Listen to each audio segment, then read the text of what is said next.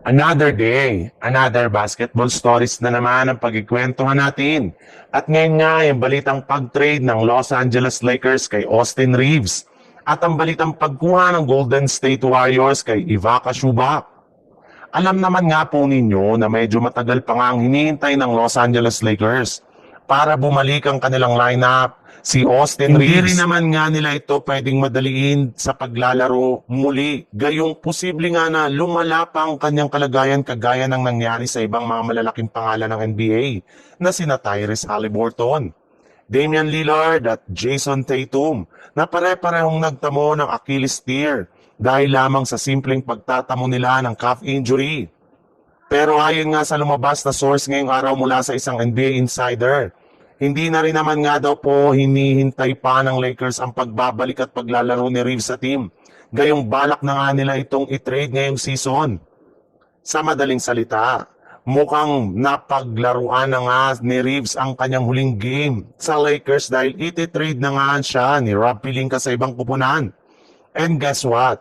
Balak na nga nila i-offer ngayon sa front office ng Bucks bilang kapalit ni Giannis Antetokounmpo. Na-realize na nga ng Lakers na kahit gaano man kagandang ipinapakitang performance ni Reeves sa kanilang mga unang laro sa regular season, ay pumapalya pa rin nga ito pagdating sa mga crucial games lalo na kapag tumataas na ang pisikalidad ng kanilang mga kalaban. Hindi na nga ito nakakasabay pa at bigla-bigla lamang siyang nanlalamya na siya sa isa sa mga kahinaan ngayon ng Lakers. Kaya hindi na nga nakapagtataka kung ititrade na ito ni Pelinka as soon as possible. Sa ibang balita naman, hindi pa rin nga nakontento ang front office ng Golden State Warriors na kumuha ng bagong player especially sa kanilang front court para makabalik sila ng maaga sa Golden State Warriors.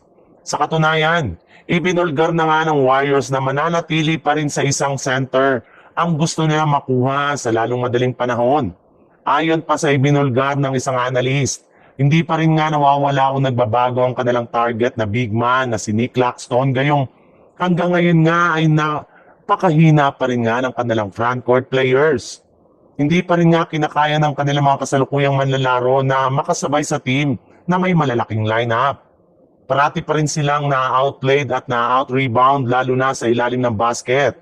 Kaya eto na nga ang pinakauna nilang babaguhin sa kanilang team as soon as payagan na sila ng liga na gumawa ng trade. Para nga sa inyong kaalaman, sa darating na January 15 pa naman nga bago sila makagawa ng trade gayong dyan pala nga pwede nilang ipamigay si Kuminga at iba pa nilang mga manlalaro. Sa katunayan, posible nga daw kung gamitin ng Warriors si Kuminga para lamang makuha ang kanilang target na si Ivica Zubac mula sa Los Angeles Clippers.